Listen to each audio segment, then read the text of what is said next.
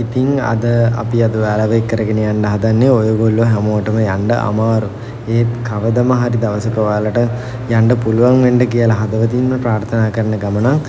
ඉතින් අපි මේ පාරත් සිරිපා කරුණා කරන්න තමයි මේ සූදානම් වෙලා ඉන්නේ. ඉතින් අපි යන්න තෝරගත්තේ කුරුවිට රත්න අඩවිකන්ද කියලා එක එක විදිහට හඳුන්වන මේ පාරෙන්. ඉතින් අපි එක්ක මුලින් ඉඳන් එකතු වෙන්න කියලා කියනවා. අපි මේ ගමන ආරම්භ කරන්නේ කෑගල්ලේ ඉඳන්.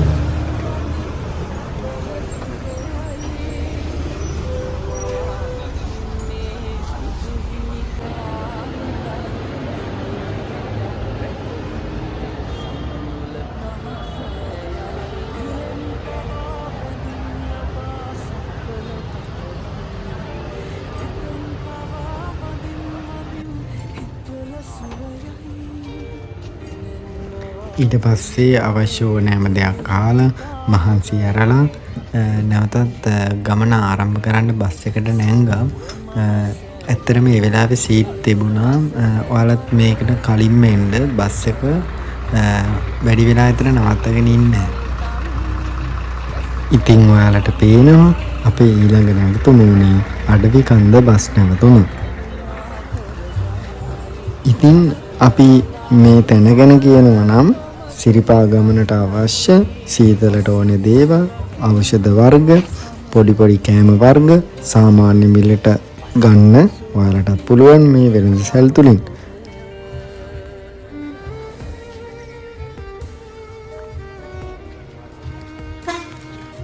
අපි මේ වෙළඳසැල් ටික පසු කරගෙන ඉස්සරහටම යද්දී මේ පාර කොටස් දෙකකට බෙදෙනවා.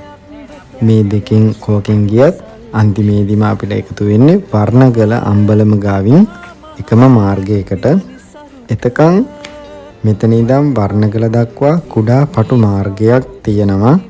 මේ පාරෙන් කැබ් රථ, ලොරි රථ, ත්‍රිවිල් රථ වලින් ප්‍රවාහන පහසුකම් ලබා ගන්නත් පුළුවන්. වැඩි මුදලක් වෙන්නේ නැහැ. සාමාන්‍ය මුදලක් තමයි ප්‍රදේශවාසීන් අය කරන්නේ. ඉතින් අපි මේ යන ශ්‍රීපාද පැරණි මාර්ගය ගැන කියනවා නම් ස්වභාව සෞන්දර්යයෙන් අනෝන ඊටාම ලස්සන මාර්ගයක් තමයි ශ්‍රීපාද පැරණි මාර්ගය. ඉතින් මේ මාර්ගය ආරම්භ වෙන්නේ මේ ගමේ පෞද්ගලික ඉඩම් වලින් තමයි. ඒ නිසා මේ කාටවත් අපහසුතාවයක් ඇති නොවන විදිහට සැදැහැසිතින් ගමන ආරම්භ කිරීම ඉතාමත් වැදගත්. ඊට පස්සේ මේ ඔයාලා දකින්නේ මේ මාර්ගය ආරම්භ කරද්දිම අපට හම්බ වෙන මේ හීන් ගඟුල ආසන්නයේ තියෙන සුමන සමන් දේව ප්‍රතිමාව හා බුදුමැදුර. ඉතින් මේ බුදුමැදුර වැඳ නමස්කාර කරලා ආශිර්වාද ලබාගෙන සිරිපා කරුණා කරන්න. ඒක තමයි මෙතන තියෙන සම්ප්‍රදාය.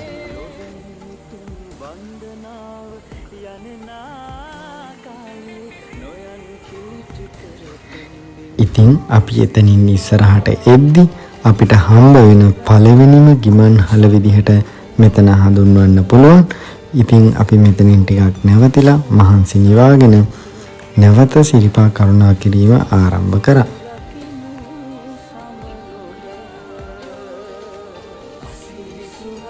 ඒ වගේම තවත් කියන්න ඕන දෙයක් තමයි අපි මේ යන මාර්ගයේ වැටිලා තියෙන්නේ අතිශයින්ම සංවේදී පරිසර පද්ධතියක් හරහා.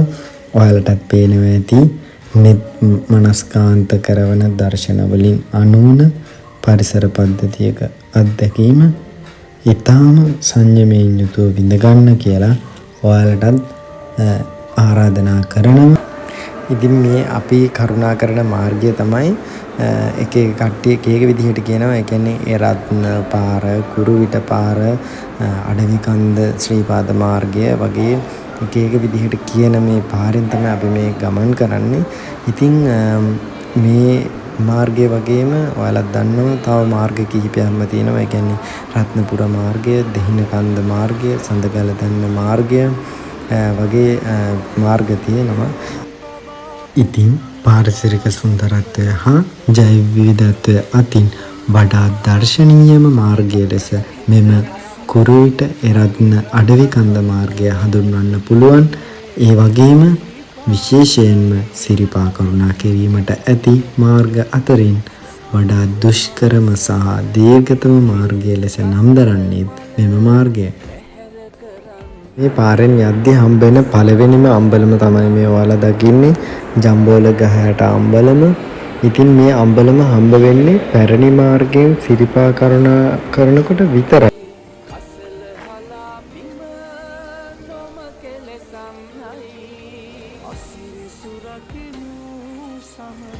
ඉතින් සුන්දර පරිසරයක් මැදින් වෙහෙසකර ගමන මදක් නවතිමින් පැරන්නන් ආගිය මග ඔස්සේ ජම්බෝල ගහයට අම්බලමින් බිඩා හැර නැවතත් සිරිපා කරුණා කිරීමට මත්තෙන් බුදු කුටියට වැඳ ආශිර්වාද ලබාගෙන ලැබෙන අවසරයෙන් ඉදිරි මග හසර ගෙවාගෙන යාමට අවශ්‍ය ශක්තිය කායිකව මානසිකව ගොඩනගා ගැනීමද ඉන් ලැබෙන ප්‍රමුඛ අභිමතාර්ථයක් විය හැකියි.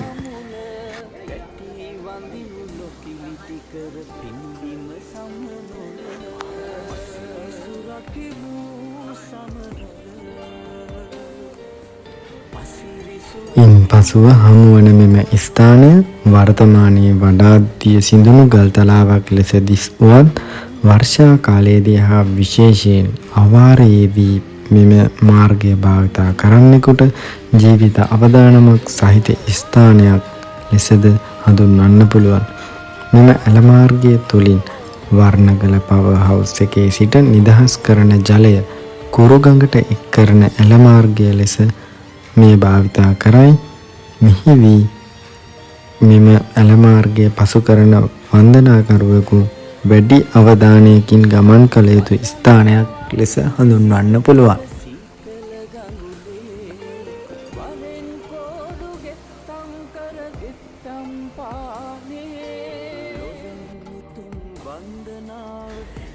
ඉතින් මේ ගමන් මාර්ගයේ හමුවන මීළඟ නැවතුම විදිහට මේ දකින්නේ ඩයිමන්ගල අම්බලම.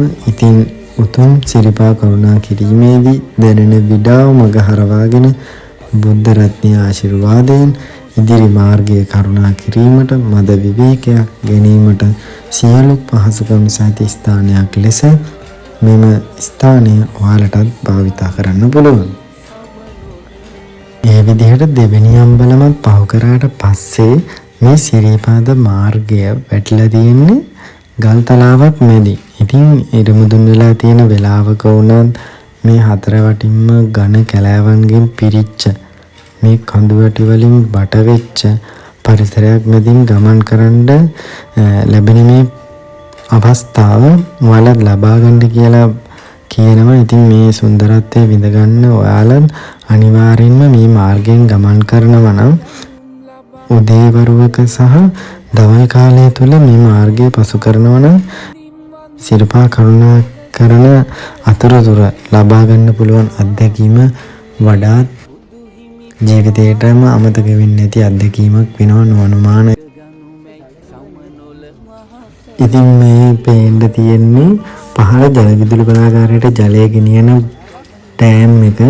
ඉතින් මෙතන පහ කරගෙන උඩට යද්දී වර්ණගල අම්බලම දකින්න පුළුවන්. ඉතින් මෙතනින් ඕනම පහසුකමක් ලබා ගන්න පුළුවන් ඉදිරියෙන්.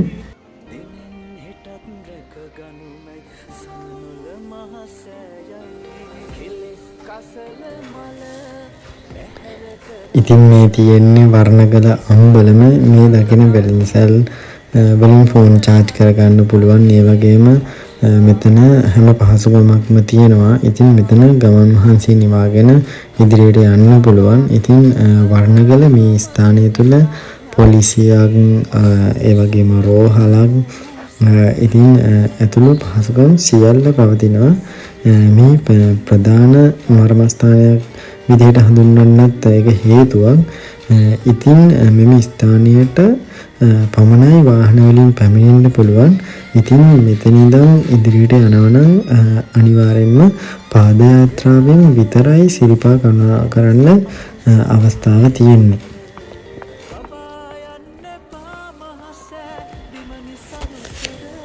ඉතින් වර්ණගල මේ ස්ථානයේ බොහෝ විට මේ වගේ දන්සල් වැනි කටයුතු සංවිධානය වන ස්ථානයක්.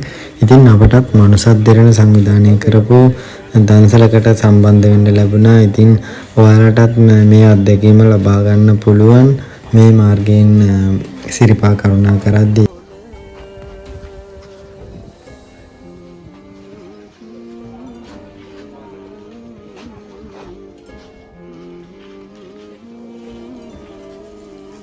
වගේම මෙම ස්ථානයේ ඉඳන් සෑම කෙනෙක්ම යන්න ඕනේ පාද යාත්‍රාවෙන් පමණ.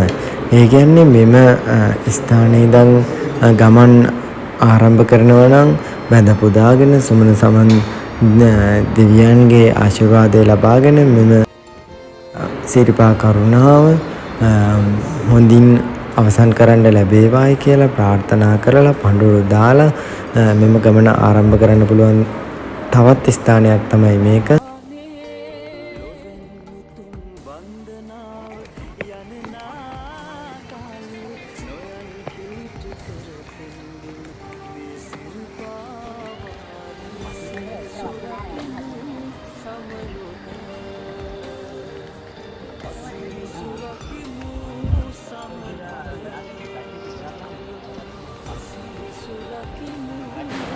ඉතින් මේ දැන් අපි මේ පසු කරන්නේ රට බලන ගල කියන තැන.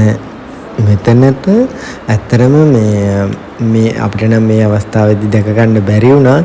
ඒ සුන්දර දර්ශනයක් තමයි මේ අපිට මෙතනින් දැක ගන්න පුළුවන්. ඇත්තරම අපි මේක බලද්දී අපිට මෙතන වෙනදට නම් කොළඹ පේනවලු. ඒත් අපිට නම් දැක ගන්න බැරි වුණා. ඇත්තරම ඒ වුණාට හොඳ ලස්සන දර්ශනයක් මෙතන ලබා ගන්න පුළුවන්. ඇත්තරම මේ පරිසර පද්ධතිය කොච්චර ලස්සනද.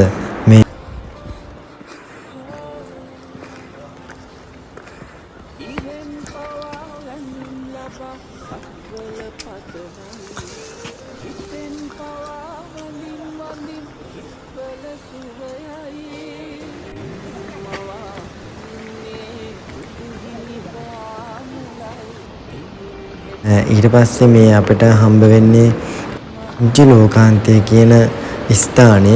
මෙතන ඇත්තටම මෙතන පහලින් ඔයක් ගලන ශබ්දයක් තමයි ඇහෙන්නේ. තාම සීත කකුල හම්බ වුණෙත් නෑ. සමහර විට සද්ද වෙන්න ඇති කියලා හිතෙනවා. ඇත්තටම සුන්දර දර්ශනයක් තමයි මේ මාර්ගයේ ආරම්භයේ ඉඳන්ම අපිට දකින්න ලැබුණේ. කුවක් නේ මං ඔය අර ලස්සනට හදන කල. ඒකයි කියන්නේ මේ මාර්ගය ඔයාලා ශ්‍රීපාදේ කරුණා කරන්න යනවනම් මේ මාර්ගය අනිවාර්යෙන් භාවිතා කරන්න. ඒ වගේම මේ මාර්ගයේ යනවනම් මේ වගේ දහවල් වෙලාවක මේ මාර්ගය ගමන් කරන්න. මේ ශ්‍රීපාදේ මේ ස්ථානයට පේන අවස්ථාවක් ඇත්තනම් කොච්චර දුරකින්ද මේ මාර්ගයේ ගමන් කරද්දී ශ්‍රීපාදේ තියෙන්නේ කියලා ඔයාලට හිතා ගන්න පුළුවන් මේ දර්ශන වලින්. ඇත්තටම මේ මාර්ගයේ තියෙන සුන්දරත්වය තියෙන මේ මාර්ගයේ වැඩිලා තියෙන කටුක පරිසරයත් එක්ක මේ මාර්ග ගල් තලාවල් උඩින් පසු කරගෙන යන්න තියෙන මේ මාර්ගයේ නොවිදුල් පරිසර පද්ධතියක් මැදින් යන්න තියෙන නිසා තමයි මේ මාර්ගය මෙතරම් මේ පරිසරයේ සුන්දරත්වය විඳින ගමන්ම පරිසරය පිළිබඳ අවධානයෙන් යන්න ඕනේ. මොකද සතා සර්පයන් වැඩියෙන්ම හමුවන පාරක් තමයි මේ මාර්ගය. හොඳ අවධානයෙන් මේ මාර්ගය භාවිතා කරන්න ඕනේ. තිනම් අනතුරක් වෙන්න පුළුවන් භයානකම මාර්ගයක් මේක.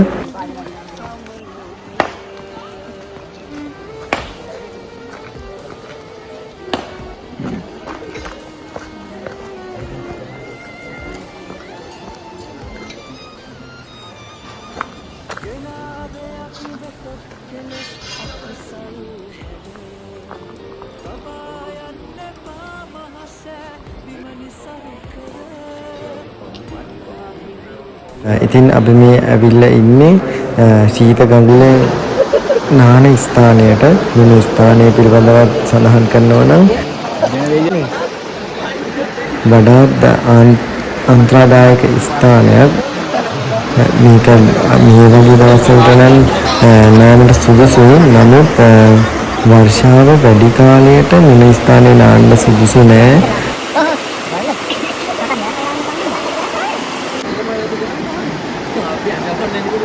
මොකද මෙම ස්ථානයට ඉදිරියෙන් හා පසුපසින් වෙනත් ඇල මාර්ග දෙකක් මෙම සීත කඳුලට එකතු වීම සිද්ධ වෙනවා. එතකොට මෙම ජලය කඳ ඉතාමත්ම ප්‍රොදුරු වෙනවා වගේම අධික ජල ධාරිතාවක් මේ ස්ථානයෙන් ගමන් කරනවා. ඒක නිසා මෙම ස්ථානයේ මේ අපි මේ මාර්ගය භාවිත කරන විටත් පාලමක් ඉදි කරමින් පවතින්නේ. ඉතින් මෙම අවාරයේ ගමන් කිරීමේදී වගේම මෙම ස්ථානයේ භාවිතා කිරීමේදී මෙම ජල මට්ටම ගැන ගොඩක් සැලකිලිමත් වෙන්න ඕනේ මේ මාර්ගය භාවිතා කරනවා නම්. මොකද මෙම ස්ථානය ගොඩක් බහුලව පිළිගන්නා ස්ථානයක් කියලා තමයි එතන සඳහන් වෙන්නේ. ඇත්තටම අනුතරදායක ස්ථානයක් කියලා ඒක බැලුවම පේනවා. ඉතින් මේ වගේ ශ්‍රී පාද කරුණාව සාර්ථක අවසන් කරන්න නම් හොඳ අවධානයෙන් යුතුව මෙම ස්ථානය පසු කරන්න ඕනේ. ඇත්තටම ශ්‍රී පාදයේ කරුණා කරනවා නම් චාරිත්‍ර වාරිත්‍රයක් විදිහට ප්‍රධාන වශයෙන්ම මෙම කිරිකෝඩු වන්දනාකරුවන් සමන් දෙවියන්ට බාර කරලා පඳුරක් ගැට ගහලා ආශිර්වාද ලබාගෙන ශ්‍රී පාද වන්දනාවෙන් නිරත වෙන්න ඕනේ. මේ ඒ අවස්ථාව තමයි අපේ නඩේ වැඩිමහල්ම දැනුම් තේරුම් වැඩිම පුද්ගලයා තමයි එම අවස්ථාවට සම්බන්ධ වෙන්නේ. ඇත්තරම මේ වගේ චාරිත්‍ර වාරිත්‍ර වලින් මෙම ගමනේ ශ්‍රද්ධාව තවදුරටත් වැඩි කරනවා වගේම ඒ මගින් ලැබෙන පිහිට ආරක්ෂාවත් වැඩි වෙනවා. ඒ වගේම මේ පරිසර පද්ධතියේ පැවැත්ම උදෙසාත් මෙම චාරිත්‍ර වාරිත්‍ර ගොඩාක් වැදගත් වෙනවා. මොකද මෙම ස්වභාව සෞන්දර්යය පවතින්නේම මෙම චාරිත්‍ර වාරිත්‍රත් එක්ක බැඳිලා පැවතීම නිසා. මේ වෙලාවට මේ සීත කඟුල ආසන්නයේ නැවතිලා ආහාර පාන ලබාගෙන නැවත අර වෙහෙස මහන්සිය නිවාගෙන ගමන ආරම්භ කරනවා නම් ඉතාමත් වටිනවා. මොකද මෙම මාර්ගය දුෂ්කර මාර්ගයක්. තව පැමිණියට වඩා බොහෝ දුරක් ගමන් කිරීමට තිබෙනවා. ඒ වගේම සුන්දර දර්ශනයක් දකින්න පුළුවන් කාලය සීමිතයි. රාත්‍රී වුණාට පස්සේ ගොඩක් සුන්දර තැන් අපිට මගහැරෙන්න පුළුවන්. ඇත්තරම මෙම මාර්ගය පිළිබඳව සඳහන් කරනවා නම් මේ මාර්ගයේ රාත්‍රී කාලයේ වුණත් ගමන් කරන්න පුළුවන් විදිහට ආලෝකය ලබා දීලා තියෙන්නේ. විදුලි පහන් සෑම තැනකම දකින්න පුළුවන්. ඒ වගේම නමුත් මේ මාර්ගය කැලෑපද ප්‍රදේශයක් මතින් වැටී තිබෙන නිසා සත්තු සර්පයෝ වගේම මාර්ගයත් දුෂ්කර නිසා රාත්‍රී ගමන ටිකක් අසීරු වෙන්න පුළුවන්. ඇත්තටම මේ මාර්ගයේ ගමන් කරනවා නම් මම නම් අදහස් කරන්නේ දහවල් කාලෙම ගමන් කරන්න. මොකද මෙම පරිසරයේ ඇත්තටම සුන්දරත්වය විඳ ගන්නවා නම් ඒට හොඳම වෙලාව තමයි මෙම උදේ දහවල් සහ සවස් කාලයේ ගත වෙන මෙම පැය කිහිපය. මොකද රාත්‍රී කාලයට වඩා මෙම සුන්දර පරිසරය සුන්දරව දැක ගන්න පුළුවන්. දම අවස්ථාව තමයි මෙම ශ්‍රී පාද සමය තුල මෙම මාර්ගය භාවිතා කිරීම. මොකද ඉතාමත් සුන්දර පරිසරයක්. වචනෙන් විස්තර කරන්න බැරි විශාල ජෛව විවිධත්වයක් දකින්න පුළුවන් සුන්දර පරිසර පද්ධතියක් තුලින් තමයි මෙම කුරුවිට එරත්න මාර්ගය වැටී තිබෙන්නේ. ගමන් මහන්සිය නිවා ගන්න පුළුවන් ස්ථානයක් තමයි මේකත්. මේ අම්බලමේ නැවත විඩා නිවාගෙන ගමන නැවතත් ආරම්භ කරන්න පුළුවන් සියලුම පහසුකම් සපයලා දීලා තියෙනවා. ඇත්තටම මේ වන්දනා වාරයක නම් ඇත්තටම ගොඩක් මහන්සි වෙලා නිලධාරීන් මෙම පරිසර සංරක්ෂණ කටයුතු ඒ වගේම වන්දනාකරුවන්ගේ සනීප ආරක්ෂක කටයුතු ගොඩක්ම බලනවා. මෙහිදී අපිට මේ දැක ගන්න පුළුවන් වෙන්නේ ශ්‍රීපාද මාලිබඩ මාර්ගය සම්බන්ධ වන ස්ථානය.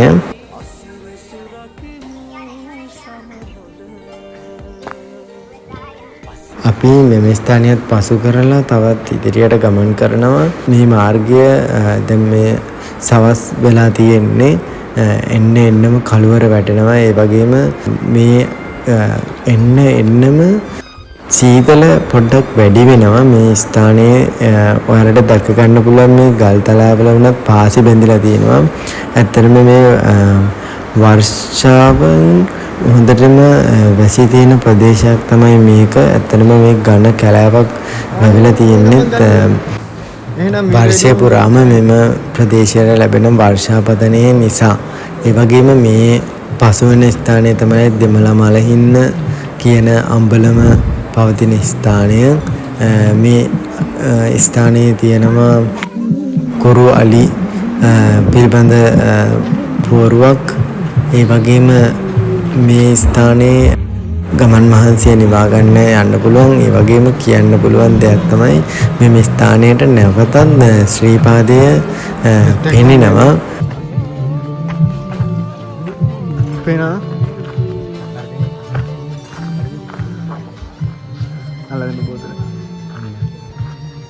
සිතා ගන්නවත් බෑ. ඇත්තටම තවත් ඈතින් තමයි ශ්‍රීපාදය අපිට දකින්න පුළුවන් වෙන්නේ.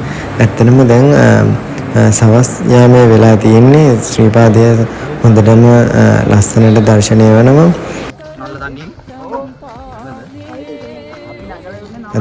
මේ දැන් හවස 4ට විතර ඇති.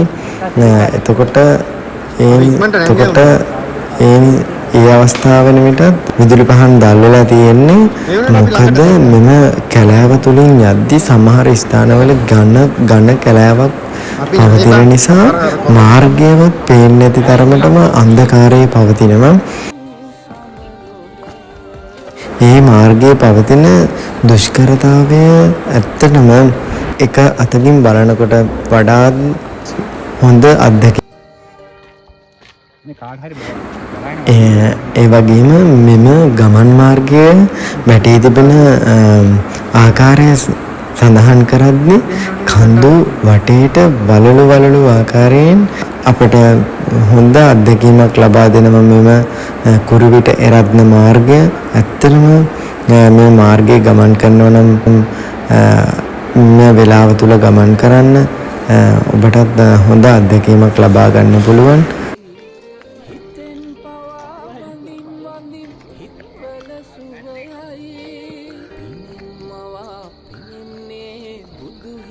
ඔබට පේනවා මෙම දර්ශන බලද්දී කොතරම් සුන්දර පරිසර පද්ධතියක්ද මෙම මාර්ගය තුල වැටී තිබෙන්නේ කියලා.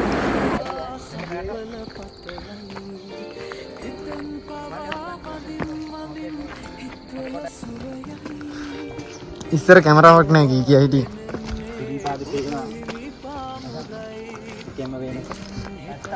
හා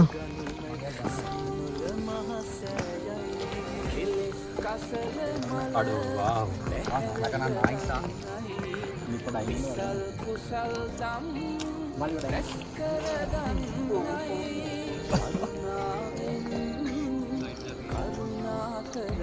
ඒ වගේම මෙම මාර්ගය තුලින් ශ්‍රීපාදයේ කරුණා කරද්දී උදේ ඉර නගින දර්ශනයන් දැක ගන්න පුළුවන් වෙනවා. වගේම මෙම මාර්ගයේ ගමන් අවසන් කිරීමට ප්‍රථමයෙන් මෙම මාර්ගය තුලදීම හිරු බහින දර්ශනයක් දැක ගන්න පුළුවන් වෙන තරම්ම දීර්ඝ ගමන් කාලයක් ගත වෙන මෙම මාර්ගයේ ගමන ඉතාම සුන්දරයි. හිරු බසින අහස දැක ගැනීමට ලැබීම මෙම ස්ථානයේදී ඉතාම සුන්දර දර්ශනයක්. වඩාත් බතුමුතුන් විශාල ප්‍රමාණයක් රැඳී සිටින ඒ වගේම ගමන් විඩාව මගහරවා ගැනීමට නිවා ගැනීමට නැවත ගමන් ආරම්භ කිරීමට හොඳ ස්ථානයක් ලෙස මෙම ස්ථානය හඳුන්වන්න පුළුවන්. මෙම ස්ථානය තමයි මෙම මාර්ගයේදී අපට හමුවන ඉදිකටුපාන අම්බලම.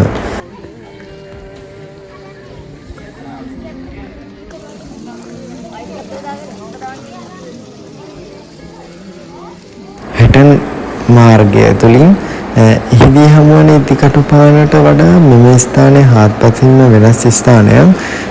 දුරින් පෙනෙන දර්ශනයක් අපට කඳුවැලලු රාශියක් මැද්දේ පිහිටා තිබෙන සුන්දර ස්ථානයක් ඔබට පෙනෙනවා. සුන්දර දර්ශනයක් පවතින ස්ථානයක් මේක. මෙම ඉදිකටුපාන තුළින් කෝඩුකාරයන් ලෙස පැමිණෙන වන්දනාකරුවන් තම බලාපොරොත්තු අධිෂ්ඨානයන් ඒ වගේම සමන සමන් දෙවියන්ගේ ආශිර්වාදය ප්‍රාර්ථනා කරමින් චාරිත්‍රානුකූලව ඉතාමත් ශ්‍රද්ධාවෙන් යුක්තව මෙම ඉදිකටුපාන තුළ ගෙත්තම් කරන ආකාරය තමයි මේ.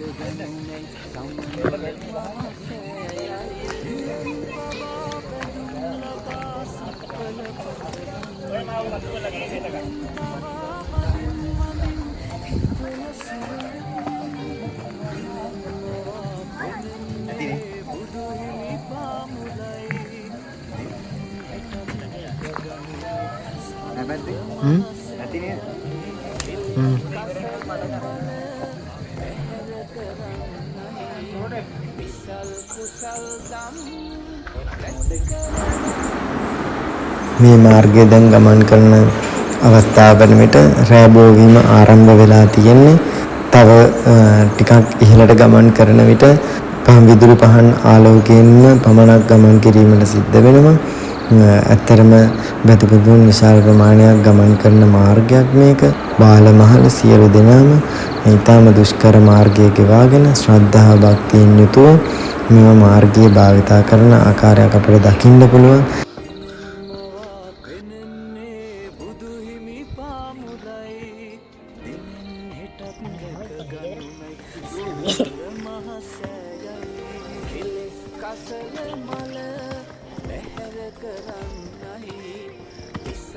ඒ වගේම මේ මාර්ගය ගැන කියන්න පුළුවන් රාත්‍රී කාලයේ ගමන් කරද්දී ඔබලට දැක ගන්න පුළුවන් මේ මාර්ගයේ බොහොමයක් මතයන් දැක ගන්න පුළුවන්. ඒ වගේම ගල් තලාවල් කඳු පල්ලම් බොහොමයක් පවතින මාර්ගයක් අත්වටක් එහෙම සෑම ස්ථානයකින්ම දකින්න ලැබෙන්නේ නැහැ. ඒ වගේම මෙම මාර්ගය භාවිතා කරනවා නම් කල්පනාවෙන් යුතුව ගමන් කිරීම වැදගත්. නෑ එච්චර. අයි මම ගිය පාර වීඩියෝ එක ගන්නේ. පේනවන මාර්ගය කොච්චර දුරද කියලා. අපි ගෙවාගෙන ආව මාර්ගය ඊටම දීර්ඝතම මාර්ගය ශ්‍රීපාද වන්දනාවට පවතින කොතරම්ද දීර්ඝද කියනවනම් පැය කිහිපයක දීර්ඝ කාල සීමාවක් තුළ ගමන් කිරීමට සිද්ධ වෙනවා.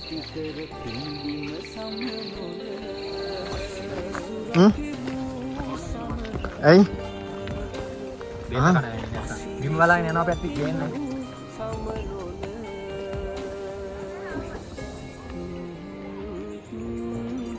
මීළඟට හමුවන්නේ ගල්බංගෙඩි අම්බලම. මෙහිදී කොරුවිට මාර්ගය අවසන් වෙනවා රත්නපුර මාර්ගයට එකතු වීමත් සමග ඉන්පසුව රජවීදිය ඔස්සේ උඩමළුවට ළඟා වීම සිද්ධ වෙනවා.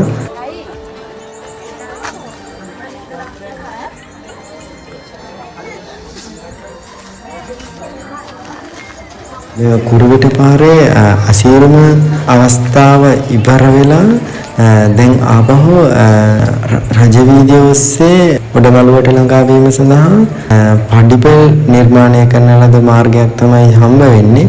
මේකෙදී ශීඝ්‍ර නැග්මක් දකින්න පුළුවන් වෙනවා. ඒ වගේම මෙම ගල්බංගෙඩි අම්බලම ආසන්නයේ පොලිසියක්, රෝහලක්, ඒ වගේම වෙළඳසැල් සියලුම සනීප ආරක්ෂක කටයුතු පහසුකම් සපයා දීම මෙම අම්බලම ආසන්නයේදී සිදු කරලා තිබෙනවා. ඒ වගේම පවතින වෙහෙස මහන්සිය නිවාගෙන එන්න වැඩි වෙන සීතල සඳහා සූදානම් වෙමින් උඩමළුවට ආසන්න වීමත් මේ වන විට සිද්ධ වෙනවා. ඝණ්ඨාර නාදයත් මේ වන විට බලාපහින මේ නඩේට මෙම රජවීදිය තුළින් ගමන් කිරීමේදී මෙතෙක් පැවති වන්දනා කණුවන්ට වඩා විශාල ප්‍රමාණයක් මෙම මාර්ගය භාවිතා කරනවා. රත්නපුර ආරය සිට පැමිණෙන වන්දනාකරුවන්ගෙන් මෙම මාර්ගය පෙරී පවතිනවා.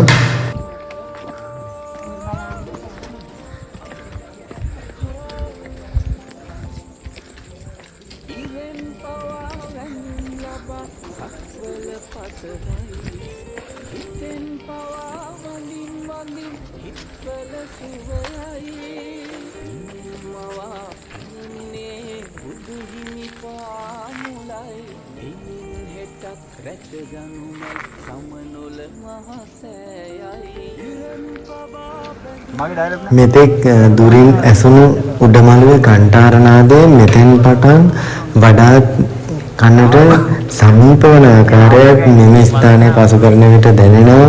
ඒ වගේම එන්නම ඇඟට දැනෙන සීතල කෙමෙන් වැඩි වීම, ඒ වගේම ඇඟේ තෙහෙට්ටුව මහන්සිය විඩාබර ගතිය නැති වෙමින් මහත් උද්‍යෝගයෙන් යුතුව මෙම ශීඝ්‍ර නැග්ම පසු කිරීමට අවශ්‍ය ශක්තිය ධෛර්යය ගමන අවසානයේ සහිටුවන් කරන ආකාරය අපට දැක ගන්න පුළුවන්. ඒ වගේම අපි මේ පසු කරන්නේ ඇහැල කනුව අම්බලම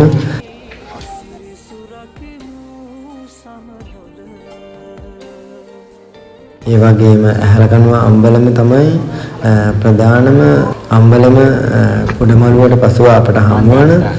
එහිදී බුලත් විට ඒ වගේම විවිධ උඩමළුවට රැගෙන යාමෙන් වැළකිය යුතු ද්‍රව්‍ය තබා යාම සඳහා සංස්කෘතිමය වශයෙන් නිර්මාණය වූ ස්ථානයක් ලෙස ඉතාමත්ම වැදගත් වන ස්ථානයක් තමයි ඇහැල කණුව කියන මෙම ස්ථානය.